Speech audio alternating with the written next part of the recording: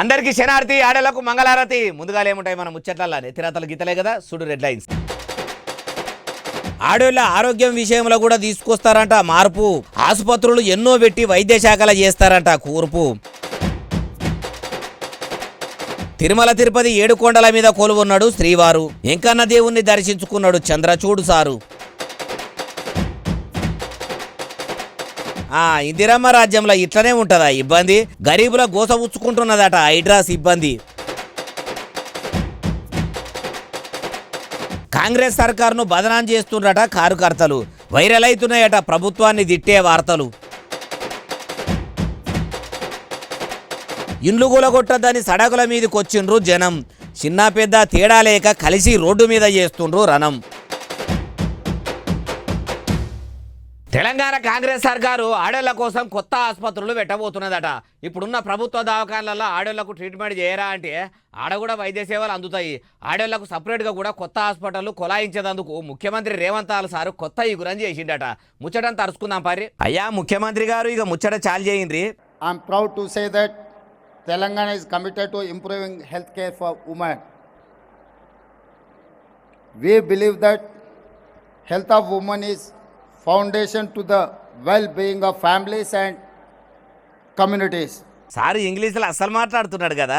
ఆడోళ్ళు ఎన్నో బీమాలు వచ్చి కొందరు బయటికి చెప్పుకోకుండా బాధపడతారు. కొందరికి రోగాలు వచ్చినప్పుడు దవాఖానకు చూపించుకుందామంటే పైకం ఉండదు.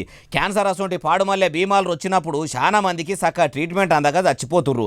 అసొంటి సాబులిగా తెలంగాణలో ఉండొద్దు. ఎంత పెద్ద బీమారైనా బిరాన తక్కువయ్యేటట్టు మహిళల పానాలు మంచిగా ఉండేటట్టు చూసుకునే జిమ్మెదారి మలి సర్కారు మీద ఉందని సీఎం సార్ అనుకొచ్చిండు. అయ్యా మీరు ఆడోళ్ళ పానాల గురించి మంచిగానే ఆలోచన చేసి కొత్త ఆసుపత్రులు కొలాయిద్దామనుకుంటున్నారు. మంచిగానే ఉన్నది మీ యుగురము. రాష్ట్రంలో ఏ సర్కారు దవాఖానలో కూడా ఏళ్లకు డాక్టర్లు ఉంటలేరట. ట్రీట్మెంట్ చక్కగా అందిస్తలేరట. గర్భిణీ ఆడోళ్లను కూడా గంటలు వెయిటింగ్ చేయిస్తున్నారట. వాళ్ళ కథ కూడా మంచిగా అరుచుకోండి సారు. ఇవన్నీ మీకు తెలియని కావు, యాడ్ చేస్తున్నాం అంతే అంటుర్రు ఈ ముచ్చటిన్నోళ్ళు. సుప్రీంకోర్టు పెద్ద న్యాయమూర్తి డివై చంద్రచూడు సారు తిరుమల తిరుపతి వెంకన్న గుడికి పోయిండట. ఓ దిక్కు లడ్డూ లడాయి పెద్దగానే అవుతున్నది. మరి ఇప్పుడు పెద్ద కోర్టు పెబ్బ పోవుడు ఏంది? ఆ సారు ఇప్పుడే తిరుమల తిరుపతి కొండకు ఎందుకు పోయిండు? లడ్డూ లడాయి వెనక కారణం తెలుసుకునేందుకు పోయిండా, దర్శనానికి పోయిండా? అరుచుకుందాం పారి. సుప్రీంకోర్టు పెద్ద పెబ్బ న్యాయమూర్తి సారు వస్తుండని ఎరక ఈ గుడోళ్ళు మంచిగానే మర్యాదలు చేసిర్రు.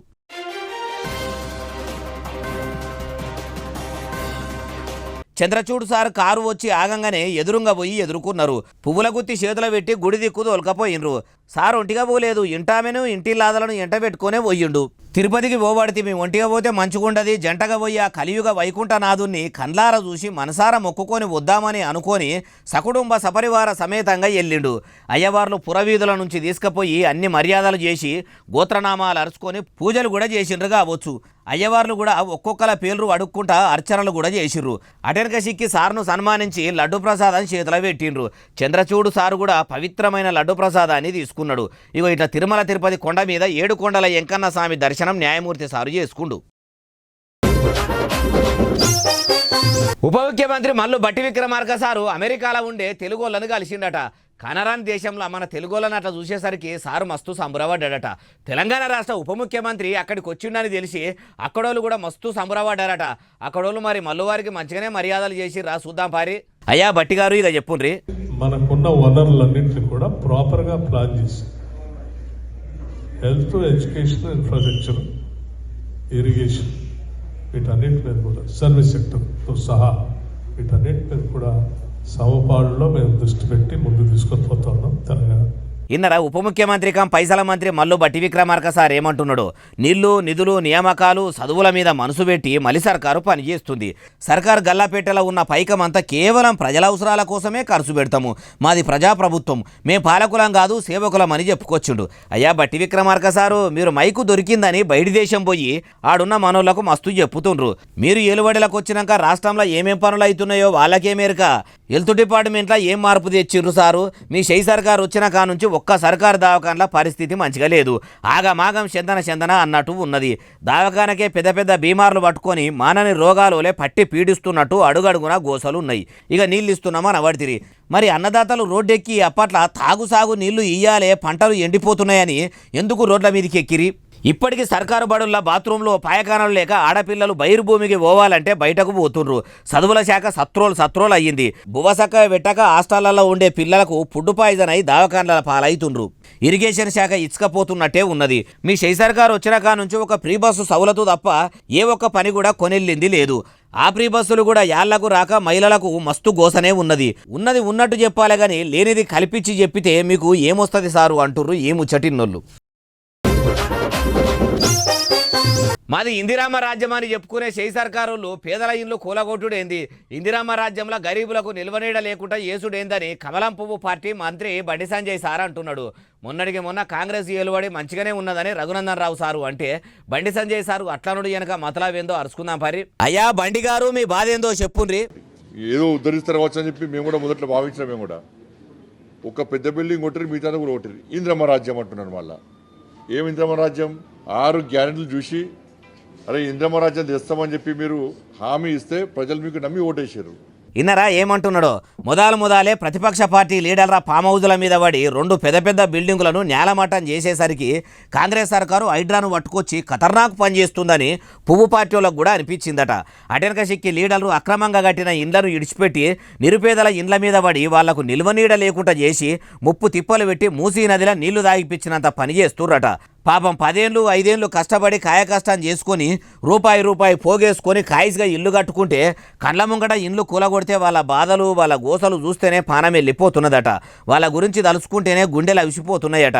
అయ్యా బండి గారు, అయితే లీడర్ల ఇండ్లు కూలగొడితే మీకు గోస అనిపించలేదు, ఇట్లా పబ్లిక్ ఇండ్లు కూలగొడితే గోస అనిపిస్తున్నది, మంచిగానే ఉన్నది.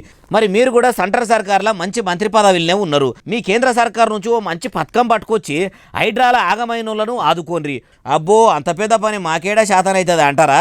లేకుంటే మేము ఇట్లా బట్టగాల్సి మీదేసేందుకు తప్పితే మైకు బట్టి అడ్డం పొడుగు నరుకుడు తప్పితే ప్రజల అవసరాలు తీర్చేందుకు పనికిరాము అనుకుంటారో, ప్రజల బాధలు తీరుస్తారో మీరే ఆలోచన చెయ్యండి సారు అంటుర్రు ఈ ముచ్చటిన్నోళ్ళు. ఇండ్లు కూలగొడుతుంటే అసలు బాధితులు కాకుండా కొందరు అరాచక శక్తులు 5,000 తీసుకొని సర్కారును బదనాం చేయాలని, ముఖ్యమంత్రిని బదనాం చేయాలని తప్పుడు ముచ్చట్లు చెప్తున్నారట. అగో బాధితులే రోడ్ల మీదకి వచ్చి కన్నీరు మున్నీరుగా రోధిస్తుంటే బదనాం చేసే బ్యాచ్ ఉన్నదని ఎవరన్నారే అంటారా ఇనుండ్రి. అయ్యా ఐటీ మంత్రి శ్రీధర్ బాబు గారు ఇక వినిపిండ్రి. ఎవరైనా ప్రభుత్వానికి వ్యతిరేకంగా మాట్లాడితే, ముఖ్యమంత్రి గారి వ్యతిరేకంగా మాట్లాడితే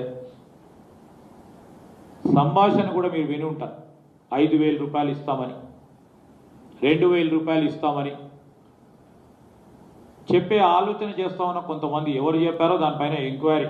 ఇన్నరా ఇది ముచ్చట. కొందరు కావాలనే 5,000 రూపాయలు ఇస్తే ఆ పైసలకు కక్కుర్తి వాడి హైడ్రా బాధితుల లెక్క, మూసీ నది బాధితుల లెక్క మీడియా ముంగడికి వచ్చి సర్కారు మీద మూసీ నది మురికి నీళ్లు జల్లే ప్రయత్నం చేస్తున్నారన్నట్టు అనుకొచ్చిండు. అవుసారు మరి వాళ్ళు ఎవరో నిజంగానే తెలిస్తే సీదా వాళ్ళను అదుపులకు తీసుకుంటే అయిపోతుంది కదా. అట్లా పేర్లు చెప్పకుండా ఎవరో మాకెరికి ఎంక్వైరీలు చేయిస్తున్నాం అంటుర్రు. అయినా బాధితులే రోడ్ల మీదకి రాబట్టిరి. సంటి పిల్లలతోని సహా సడకుల మీద నిరసనలు తెలుపబట్టిరి. అలా పైసలు తీసుకునే బ్యాచ్ మాత్రము ఎవ్వలకు కనిపిస్తలేదు, కేవలం మీకు మాత్రమే కనిపించిందంటే మీరు చాలా గ్రేట్ సారు. అయినా బఫర్ జోన్లో కట్టుకున్న వాళ్ళ ఇండ్లను ఖాళీ చేసినట్టే వాళ్లకు ఇందిరమ్మ ఇండ్లో, డబుల్ బెడ్రూమ్ ఇండ్లో ఇచ్చి ఇంత నిల్వనీడ చేయవలసిన ఆలోచన చేయవలసింది పోయి ఇట్లా చర్యలు తీసుకుంటామంటే ఏమొస్తుంది సారు? ఉత్తగా పొద్దు గడిచిపోతుంది. ఇప్పటికైనా మించిపోయింది లేదు. ఇండ్లు కోల్పోయిన వాళ్ళకు ఇంత నిల్వనీడ చేసి పుణ్యం కట్టుకోరి సారు, మీకు పుణ్యం ఉంటుంది అంటుర్రు ఈ ముచ్చటిన్నోళ్ళు. మూసి సుందరీకరణ ముసుగులా మా ఇండ్లను కూలగొట్టొద్దు, మా రక్తంతోని గడిగి అలంకరించాలనా, అభివృద్ధి పేరుతోని అరాచకాలు చేయొద్దని అట్టముక్కల మీద రాసిర్రు. అవిటిని పట్టుకొని సడకు ఎక్కి వాళ్ళ గోడు మొత్తం ఎల్లబోసుకుంటుర్రు. చిన్నపిల్లల కాడికెళ్ళి పెద్దోళ్ళ దాకా ఒకటే మాట, మా ఇండ్లు కూలగొట్టకుండ్రి, మా ఇండ్లు కూలగొట్టకుండ్రి, మా ఇండ్లు కూలగొట్టకుండ్రి అని. అయ్యో మాటలు కూడా చక్కగా రాని పిల్లలు. అప్పుడప్పుడే బుడిబుడి అడుగులు చేస్తున్న బుడపోరగాన్లు కూడా బుడబుడ్డ ప్లకార్డులు పట్టుకొని రోడ్డు మీద నిలబడ్డారు. ఈ సంటి పిల్లల ముఖాలు చూసన్న సర్కారు మనసు మార్చుకుంటే అయిపోవు అనిపిస్తున్నది కదా. కానీ సర్కారు కానూను తప్పి కూడా ఇండ్లు కట్టుకున్నాడు తప్పే కదా. వాళ్ళ అవ్వయ్యలు తెలిసి ఇండ్లు కట్టుకున్నారో తెలవక కట్టుకున్నారో గాని అన్యం పుణ్యం ఎరుగని ఈ పసిగుడ్డులు ప్లకార్డులు పట్టుకొని న్యాయ పోరాటం చేసే కాడికొచ్చే ఇట్లా నిరసనలు తెలుపుతున్నా సంటి పిల్లలు అంకులు మా ఇండ్లు కూలగొట్టకుండ్రని చెప్తున్నా గాని హైడ్రా ఆఫీసర్లు మాత్రము అస్సలుకే ఇంటలేరట. దయాదాక్షిణ్యాలు లేకుండా నిర్దాక్షిణీయంగా కూలగొట్టేదందుకే కంకరంగా అట్టుకుర్రట. అయినా గత ప్రభుత్వము అంతకుముందు ఉన్న ప్రభుత్వాలు పాలనగిరి ఎలుగబెడుతున్నప్పుడు అప్పటి ప్రభుత్వాలు ఏం చేసినట్టు గుడ్డిగుర్రాల పనులు దోమినాయా, గాడిదలు పెట్టే గుడ్లేరేదందుకు పోయినాయా? అయినా ఈడొక్కటి చెప్పుకోవాలి, అనుమతులు ఇచ్చిన అధికారులు ఎవరో వాళ్ళ పేర్లు సంతకాలతో సహా బయటకు తీయాలి. వాళ్ళ సంగతి ఏందో చూడాలి. ఇన్నిగాలం ఇండ్లు లేసి ఈడ కాలనీలకు కాలనీలు తయారైతుంటే అప్పుడు జిహెచ్ఎంసీ ఉద్యోగుల కండ్లు మూసుకపోయినాయా? వాళ్ళు మూసినది నీళ్లతోని కండ్లు మంచిగా కడుక్కొని పాత కాగితాలు మర్రేసి తిర్రేసి పర్మిషన్ ఇచ్చిన వాళ్ళ పని కూడా పట్టాలి. ఎందుకంటే పట్టణంలో జానడు జాగ జరగాలన్న మున్సిపాలిటీ పర్మిషన్ ముఖ్యము. జానడు మూరెడు జాగకే అడిగితే మరి గుంటలకు గుంటలు ఎకరాలకు ఎకరాలు ఆక్రమించి ఇండ్లు కట్టుకుంటుంటే అనుమతులు ఇచ్చిన వాళ్ళ ముచ్చటేంది అంటుర్రు ఈ ముచ్చటిన్నోళ్ళు. మూసీనది కాలువల పొంట ఇండ్లు కట్టుకున్న వాళ్ళను బెదిరించి ఇండ్లు ఖాళీయే ఇస్తలేరట. ఇప్పటిదాకా ఒక్కటి కూడా ఒక్క ఇల్లును కూడా కూలగొట్టలేదట. మీరేంది ఇంట్లో ఉండేది బయటకు పోనరని అన్నది కూడా లేదట. కారు పార్టీ లీడర్లు కావాలని కాంగ్రెస్ సర్కారును బదనాం చేస్తుర్రట. ఈ ముచ్చట వాళ్ళనరే ఏం కథ అంటారా? ఈనుండ్రి మీరే. మూసీ పేరు మీద ఫేజ్ 1 కింద ఎవరైతే మూసీ బెడ్ ఉందో అంటే కాలువ కుడిగట్టు ఎడమగట్టు మీద ఆక్రమణకు గురై ఉన్న నివాస స్థలాలలో ఉంటున్న వాళ్ళందరికీ ప్రత్యామ్నాయంగా డబుల్ బెడ్రూమ్ ఇవ్వడంతో పాటుగా అగో లక్షలకు లక్షలు బాకీలు తెచ్చుకొని బిల్డింగులు కట్టుకుంటే మీరిచ్చే డబుల్ బెడ్రూమ్ ఎంత ఉంటుంది సారు? ఉత్తగా డబుల్ బెడ్రూమ్లు ఇస్తే అయిపోతుందా? ఇంకేమన్నా ఇషారా చేస్తుర్రా? ఆ ముచ్చట కూడా చెప్పుండ్రి. ఇక్కడ కాలువలు ఉన్నటువంటి వాళ్ళకు ఉపాధి లేదు, వాళ్ళకు వేరే ఎక్కడో కాడికో ఏదో కార్యక్రమం చేయాల్సి వస్తుంది. కానీ ఇక్కడనే కుటీర పరిశ్రమలతో సహా సెల్ఫ్ ఎంప్లాయ్మెంట్ కింద లోన్ ఇచ్చి ట్రైనింగ్ ఇచ్చి హైదరాబాద్ ప్రజల అవసరానికి ఉపయోగపడేటువంటి అనేక రకాల వస్తువులను తయారు చేసే విధంగా శిక్షణ ఇచ్చి ఇన్నరా మూసీనది పక్కపొంటి ఉన్నోళ్లకు షెయి సర్కారే సకల సవలతులు చేయాలని ఇషారా చేస్తుందట. మూసీనది ఎడమ కాలువ కుడి కాలువ మీద కట్టుకున్న ఇండ్లకు మార్కింగ్ పెడుతుర్రట. ఇప్పటి వరకు ఒక్క ఇల్లు కూడా కూలగొట్టలేదు. కారు పార్టీ లీడర్లు కొందరు కావాలని కాంగ్రెస్ సర్కారు మీద తప్పుడు ప్రచారం చేస్తుండ్రానుకొచ్చిండు. అయ్యా పొన్నం సారు, మీరు ఎన్ని ట్రైనింగులు ఇప్పించినా ఎన్ని సవలతులు చేసినా కాయకష్టం చేసి అప్పులు తెచ్చి ఇండ్లు కట్టుకొని ఉన్నోళ్లను ఆగం చేసుడైతే కరెక్ట్ కాదంటుర్రు. ఇండ్లు కట్టుకుంటే ఎంత ఖర్చు అయ్యిందో అరుచుకొని ఇయ్యకపోయినరు. ఎంతో కష్టపడి కట్టుకున్న ఇండ్లు కండ్ల ముంగడ కూలిపోతుంటే ఎంత కలకల ఉంటుంది. వాళ్ళ కలకల మీ కాంగ్రెస్ సర్కారుకు ముట్టక ముందే వాళ్ళకింత నిల్వనీడ మంచిగా చేయండి సారు అంటూరు ఈ ముచ్చటిన్నోళ్ళు. తిరుపతి లడ్డు ప్రసాదం మీద సిట్ ఆఫీసర్లు విచారణ సురువు చేసిర్రట. కల్తీ నెయ్యితో తయారు చేసిర్రా. లడ్డును అపవిత్రం చేసిన దాంట్లో ఎవరెవరు ఉన్నారు, పవిత్రమైన లడ్డును అపవిత్రం చేసిర్రా, అన్ని ముచ్చట్లు కూడా ఒక్కొక్కటి డీప్గా మాట్లాడి లడ్డూ లడాయికి కారణమైన వాళ్ళు ఎవరో తెలుసుకుంటారట. ఏమంటారో మరి తెలుసుకుందాం పారి.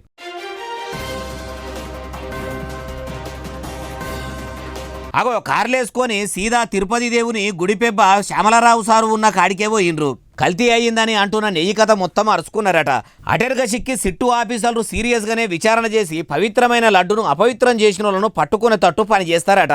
రోజుకు 1000 మంది భక్తులు వచ్చి స్వామివారిని దర్శించుకొని మొక్కిన మొక్కులు తీరాలని ప్రసాదాలు తీసుకుపోయి ఊర్లలో అందరికీ వంచిపెట్టే లడ్డును జీవాల కొవ్వుతోని తయారు చేసుడు ఏందని అట్లా చేసిన వాళ్ళు ఎవరైనా సరే పట్టుకొని తీరుతామంటురు.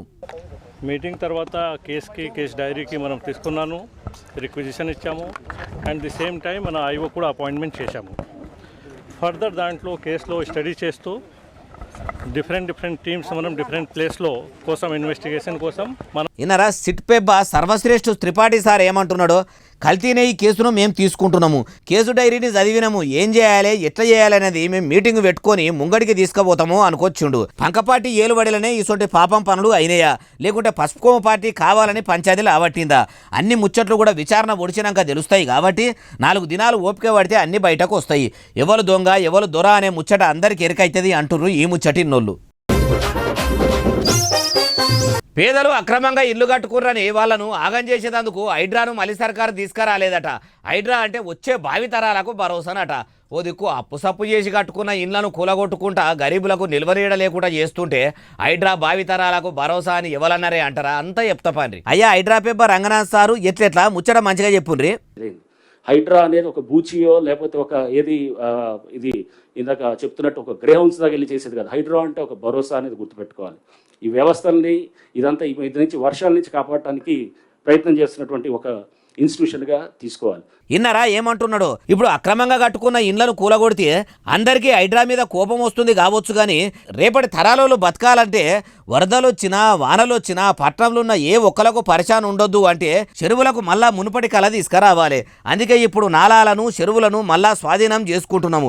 కావాలని ఏ పేదల ఇల్లు కూలగొడతలేము, పాత ఇండ్లను అస్సలకే ముట్టుకుంటలేము. కావాలని హైడ్రా మీద లేనిపోని మాటలు చెప్పి పబ్లిక్ను పరిశాన్ చేస్తుండ్రని అనుకోవచ్చుండు. అయ్యా కమిషనర్ రంగనాథ్ సారు, మీరేమో పేదల ఇండ్లను కూలగొడతారేమో, పబ్లిక్ కొందరు బాధపడతారని మంచిగానే అంటుర్రు. మరి రోడ్డు మీదకి వచ్చి లొల్లి చేస్తున్నోళ్ళు ఎవరు? వాళ్ళు పేదలు కాదా? మధ్యతరగతి బతుకులు ఎల్లది ఇస్తున్నోళ్ళు కాదా? ఏమో సారు మీకే తెలవాలంటుర్రు ఏముచ్చటిన్నోళ్ళు. హైడ్రా ఆఫీసర్లు ఇల్లు కూలగొట్టే ముంగట ముందుగాల డబుల్ బెడ్రూమ్ ఇంట్లో ఇందిరామ ఇంట్లో చూపెడితే ఆడికి పోయి ఉంటామని ఇసొంటి కానూన్ వస్తుందని బఫర్ జోన్లో ఇల్లు కట్టుకున్న వాళ్ళు బాధలు చెప్పుకుంటారు కదా. అగో అసొంటోళ్ళ కోసం అచ్చం అందరూ అనుకున్నట్టే ఆలోచన చేసిండట ఓ జిల్లా కలెక్టరు. ముచ్చట మొత్తం చెప్తా పాన్రి. అగో ఆడున్నాడు చూడుర్రి, ఆయన్నే హైదరాబాద్ కలెక్టరు, పేరు దూరిశెట్టి అనుదీపు. మరి పువ్వుల దండ చేసి సంబరపడుకుంటా సన్మానం చేసేంత మంచి పని ఏం చేసిండంటే మూసీ నది చుట్టుముట్టు బఫర్ జోన్ల FTL పరిధిలా అక్రమంగా ఇండ్లు కట్టుకొని కొంతమంది ఉంటుండ్రని మర్యాదగా ఆ ఇండ్లు ఖాళీ చేసి పోవాలని హైడ్రా ఆఫీసర్లు నోటీసులు కూడా ఇచ్చిర్రట. మాకు ఏమాత్రం గడువు ఇవ్వకుండా ఇట్లా వెంటనే ఇండ్లు ఖాళీ చేయమంటే కట్టుబట్టలతోని సామాన్లు చదువుకొని ఏడికి పోతామని బాధపడుకుంటా కళ్ళ నీళ్లు పెట్టుకుంటున్న యాళ్ళ బగ్గా ఆలోచన చేసిన కలెక్టర్ అనుదీప్ సారు ముంగడికొచ్చి మూసీ నది చుట్టుముట్టున్న ప్రజలారా, మీరు కళ్ళ నీళ్లు పెట్టుకోకుండ్రి, మీకు నిల్వనీడ చేసే బాధ్యత నాది. ఇప్పటికిప్పుడు డబుల్ బెడ్రూములు తయారుగా ఉన్నాయి, అవిట్లా మీరు ఉండుండ్రని చెప్పేవరకల్లా ఆ సంబురం తట్టుకోలేక ఇట్లా పువ్వుల దండలు తెచ్చి సన్మానం చేసిర్రు. ఎంత మంచి ఆలోచన చూడుండ్రి. ఇట్లనే అన్ని జిల్లాల కలెక్టర్లు సర్కార్ ఆఫీసర్లు ఆలోచనలు చేసి ప్రజల అవసరాలు తీర్చి అటు తర్వాత ఆక్రమించిన భూములను స్వాధీనం చేసుకుంటే అయిపోవు గాని అందరికీ అనుదీప్ సార్ లెక్క ప్రజలకు మంచి చేయాలని ఉంటదా? ఉంటే అనిగానం కుటుంబాలు రోడ్డు మీద పడి రోధించేటియా, సర్కారుకు సాపెనలు పెట్టేటియా అంటుర్రు ఈ ముచ్చటిన్నోళ్ళు. చెంచలగూడల డబుల్ బెడ్రూమ్ల కాడ పెద్ద ఎత్తున పంచాయతీ అవుతున్నదట. మాకే ఇచ్చిండ్రు డబుల్ బెడ్రూమ్లు అంటే మాకే ఇచ్చిండ్రని మస్తు లడాయి నడుస్తున్నదట. అగో మలి సర్కారు ఇంకా ఇండ్లు కూడా ఇయ్యకనే పాయే, ఇప్పుడు ఈలు ఎందుకు వచ్చింది అంటారా? ఏమో ముచ్చటని తరుచుకుందాం పారి.